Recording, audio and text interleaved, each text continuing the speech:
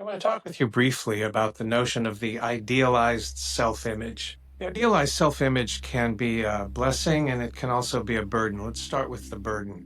The idealized self-image is something that we sometimes receive from our parents or classmates or culture that tells us who we should be. And if we're not that, we can very easily fall into the trap of whipping ourselves with it. I'm not that. The idealized self-image, I'm supposed to be this, but I'm not that. I'm supposed to be X and I'm not that. I'm supposed to be tall, dark, and handsome, and I'm not that. Whatever it is, I mean, we all have our version of it. And we've used it to shame ourselves sometimes and to punish ourselves sometimes. And so that's something certainly to watch out for and to work on and to, loosen our grip on. There's another more beneficial notion of the idealized self-image. And spiritual traditions across the globe of all flavors have invited us into this. And that's this imagining of ourselves as the being we want to be, and then living as that. Kind of, for example, if you wanted to be a really caring parent,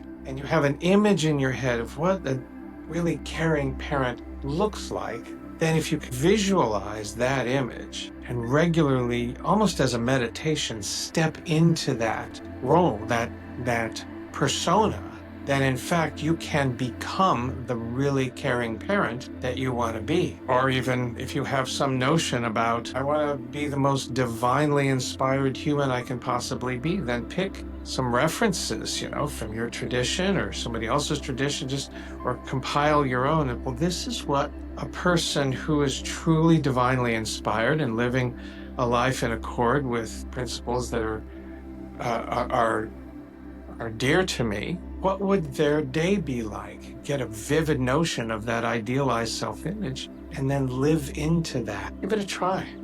You might find that this idealized self-image that you've beaten yourself up with isn't actually who you yearn to be. Find out who your deepest heart's desire leads you to want to be, at peace, loving, caring, whatever it is, and then get a crystal clear image of you having that experience, and then live into that moment to moment, day to day, and craft a life living into that idealized self-image, the new, revised, new and improved idealized self-image. Throw the old one away that's inherited and step into the new one. And it's kind of a rebirth that I'm inviting you into.